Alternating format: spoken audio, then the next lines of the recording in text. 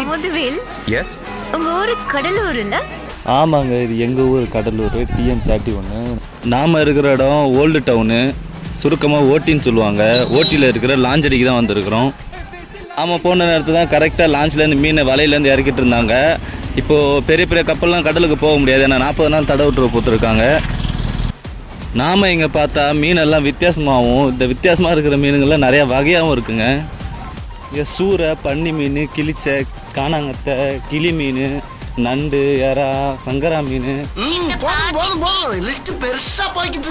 அப்படி நீங்கள் ரெகுலராக பார்க்குற மீன் இல்லாமல் நிறைய வெரைட்டியான மீன்லாம் இங்கே இருக்குது. மழை ஏறினாலும் மச்சான் வேணும்வாங்க. நான் மீன் வாங்க மச்சானுங்களோட போயிட்டேன்.